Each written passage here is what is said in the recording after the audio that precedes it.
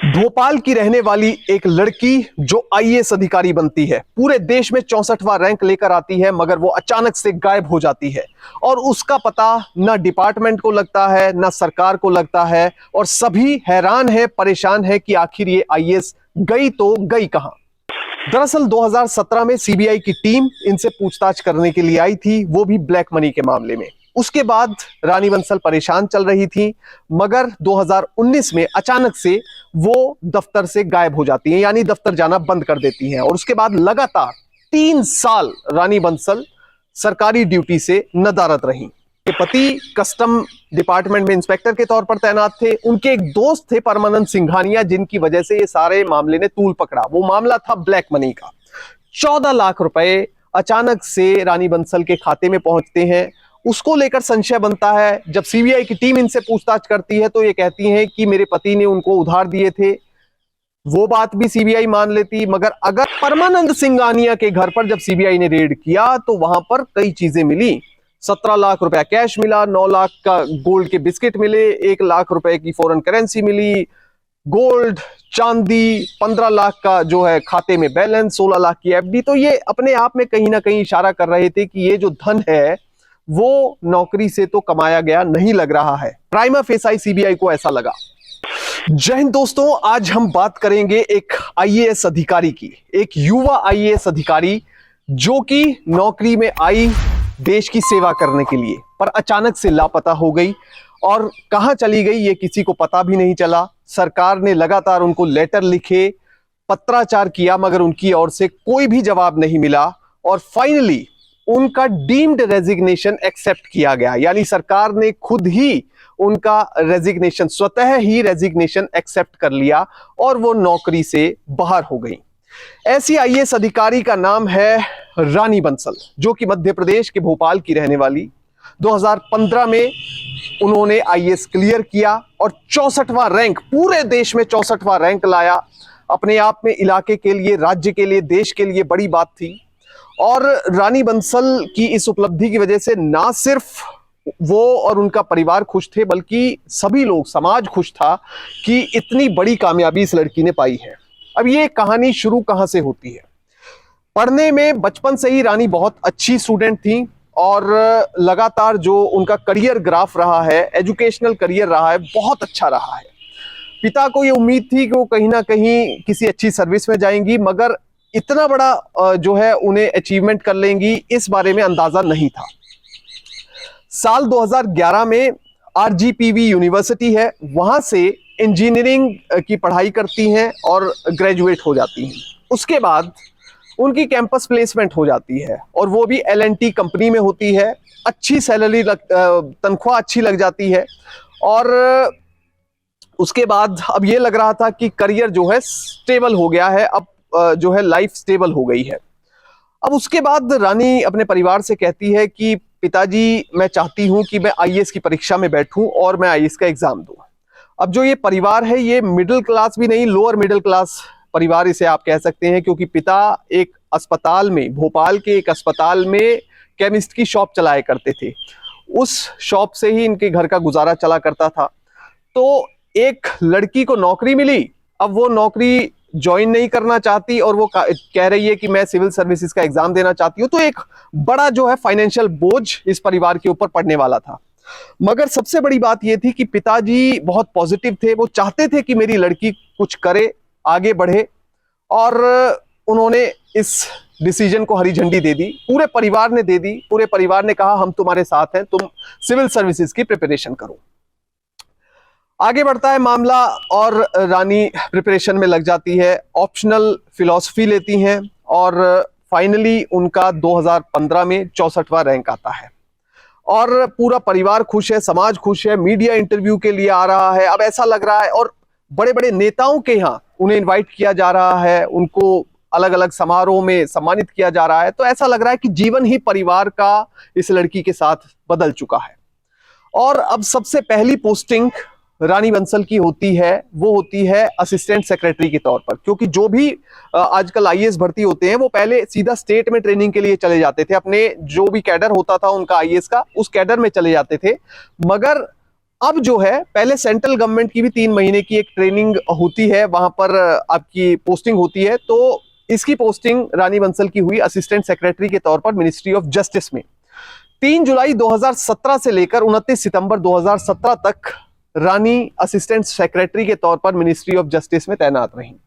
उसके बाद ये अपने मूल कैडर में पहुंचती है मध्य प्रदेश में, और वहां पर इन्हें एसडीएम बनाया जाता है। नरसिंहपुर के गाडरवारा में एसडीएम के तौर पर इनकी पोस्टिंग हो जाती है। अब वहां पर जब पोस्टिंग होती है, सब कुछ ठीक ठाक चल रहा है। रोज जो शेड्यूल होता है एसडीएम का वो काफी बिजी होता है, सुबह से लेकर रात तक लगातार मीटिंग्स, प्रशासन की मीटिंग, उसके बाद प्रोग्राम्स में जाना और जमीनी स्तर पर जो है प्रोग्राम को इंप्लीमेंट करवाना, पॉलिसीज को, नीतियों को, सरकार की नीतियों को इंप्लीमेंट करवाना चैलेंजिंग काम होता है। मगर जो है सुबह से लेकर शाम तक आदमी उसी में बिजी रहता है। अब अचानक से 2017 में एक दिन सीबीआई की एक टीम रानी बंसल से पूछताछ के लिए पहुंचती है।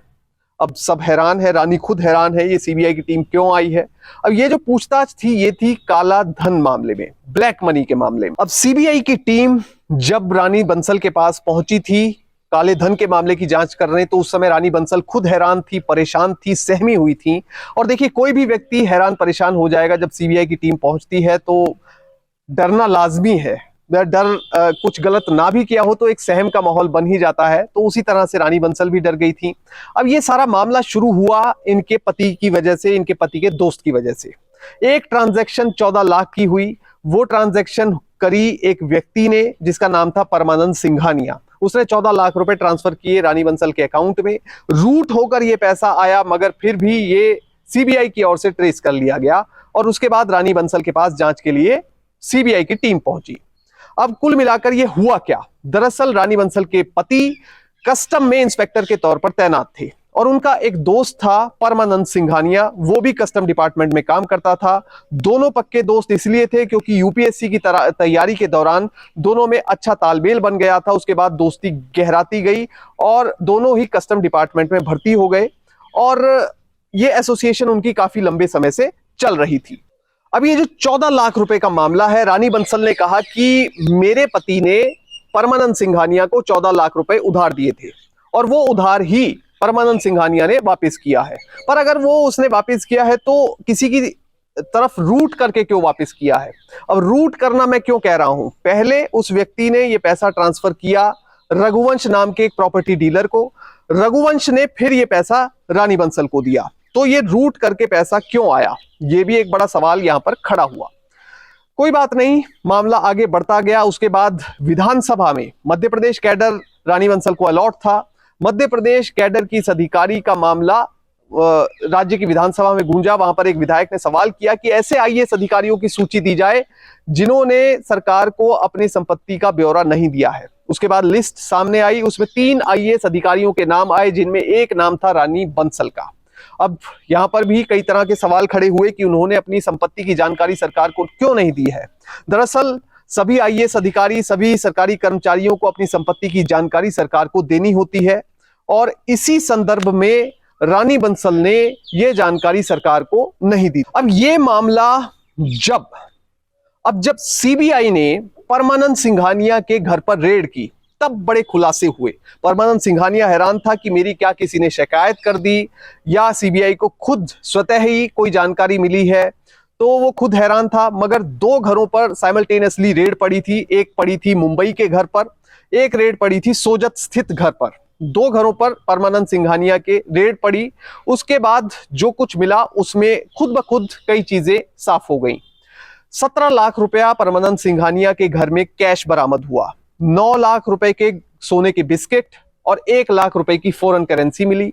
आधा किलो गोल्ड बरामद हुआ, 5 किलो चांदी, और 15 लाख रुपए का जो बैलेंस है वो खाते में मिला, जो कि बैंक अकाउंट था। 16 लाख रुपए की एफडी मिली। तो ये सब चीजें तो सीबीआई को प्राइमा फेसाई अपने आप में ही सस्पिशियस लग रही थी, शकी लग रही थी। इसके साथ ही 24 लाख रुपया उसने अपनी बहन के ललिता के खाते में ट्रांसफर किया था, और 14 लाख रुपया उसने रानी बंसल के खाते में ट्रांसफर किया था प्रॉपर्टी डीलर रघुवंश के जरिए। तो कुल मिलाकर ये जो सब ट्रांजैक्शंस थे, एक सरकारी अधिकारी नहीं कर सकता क्योंकि तनख्वाह कम होती है, और इतने बड़े ट्रांजैक्शन का जरिया पैसे का क्या था वो साबित परमानंद सिंघानिया प्राइमा फेसाई सीबीआई के सामने नहीं कर पाए, जिसके बाद सीबीआई के सामने ये चीजें साफ हो रही थी कि कहीं ना कहीं कुछ दाल में काला है, कुछ गड़बड़ झाला है। उसके बाद जो है ये कार्रवाई करते करते सीबीआई रानी बंसल के पास पहुंची। जो पूछताछ की बात मैंने पहले बताई वो 2017 में हुई थी काले धन को लेकर। एक तरफ सीबीआई की जांच चल रही थी, दूसरी तरफ परमानंद सिंघानिया के घर रेड पड़ चुकी थी, वहीं रानी बंसल से पूछताछ हो चुकी थी। मगर पति की नौकरी मुंबई में ठीक ठाक चल रही थी, वो कस्टम इंस्पेक्टर के तौर पर तैनात थे। अब इस बीच जो होता है वो सबको हैरान कर देता है। 2019 में अचानक से रानी बंसल अपनी ड्यूटी से गायब हो जाती हैं। वो ऑफिस जाना बंद कर देती हैं। कुछ दिनों तक ऑफिस नहीं जाती तो ऑफिस वाले भी घर आकर पूछताछ करते हैं तो बताया जाता है कि रानी बंसल यहाँ पर नहीं है। फिर भी इस बात को सीरियसली नहीं लिया जाता, सोचा जाता है कि ये लड़की है, शायद इस वजह से कोई ना कोई समस्या आ गई होगी। तो समय बढ़ता जाता है। तो कुल मिलाकर रानी बंसल 1 नहीं, 2 नहीं, 3 नहीं, 6 महीने नहीं, 1 साल नहीं, 2 साल नहीं, 3 साल तक अपनी ड्यूटी से गायब रही, नदारद रही। उसके बाद सरकार को भी कोई ना कोई एक्शन लेना था। जो अधिकारी नहीं दफ्तर में आ रहा तो उसके खिलाफ एक्शन भी लिया जाता है। उनकी सैलरी सबसे पहले रोकी गई थी जब वो अपनी ड्यूटी से नदारद थी, जब वो ड्यूटी में नहीं आ रही थी। उसके बाद लगातार उनको नोटिस भेजे गए सरकार की ओर से।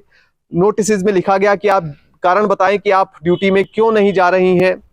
कोई जवाब नोटिस का नहीं मिला, बल्कि उनके पिता ने मीडिया के सामने आकर यह बयान दिया कि रानी बंसल इस समय बीमार है और काफी समय से बीमार चल रही हैं। वो मुंबई में अपने पति के पास रह रही हैं जो कि कस्टम इंस्पेक्टर के तौर पर तैनात हैं, उनके पास ही अपना इलाज करवा रही हैं। उनके पिता ने यह भी कहा कि मैं पहले मेडिकल स्टोर भोपाल में चलाता था एक अस्पताल के अंदर, वो मेडिकल स्टोर भी मैंने अब बंद कर दिया है, वो काम बंद कर दिया है। तो इतनी बात उन्होंने कही, उसके बाद कोई फॉलोअप उस बात का भी नहीं हुआ। माना जा सकता है कि ये रिप्रेजेंटेशन उन्होंने विभाग के सामने, सरकार के सामने दिया होगा, मगर सरकार ने उस चीज को नहीं माना। अब सरकार के पास 2 ऑप्शन थे।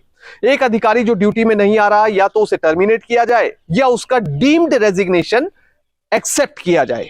डीम्ड रेजिग्नेशन का मतलब होता है स्वतः इस्तीफा। सरकार खुद ही उनके इस्तीफे को स्वीकार कर लेती। तो ये 2 ऑप्शन थे, इन पर लगातार विचार चर्चा की गई। उसके बाद सरकार ने फाइनली इस पर डिसीजन लिया 16 दिसंबर 2022 को।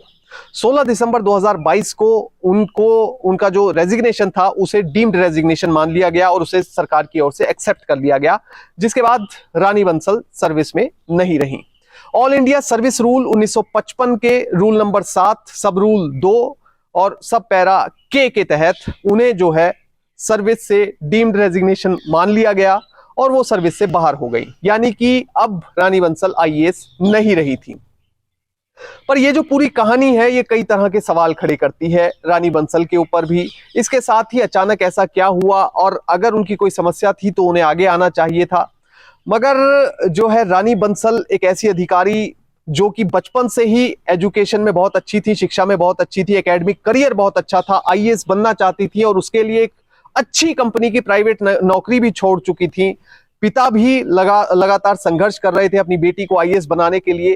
पर अचानक ऐसा क्या हुआ कि रानी बंसल नौकरी से लापता हो गई, और वो ना सिर्फ नौकरी से लापता हुई बल्कि अब सरकारी रिकॉर्ड से भी लापता हैं। अब वो आईएएस अधिकारी नहीं रही हैं। जय हिंद।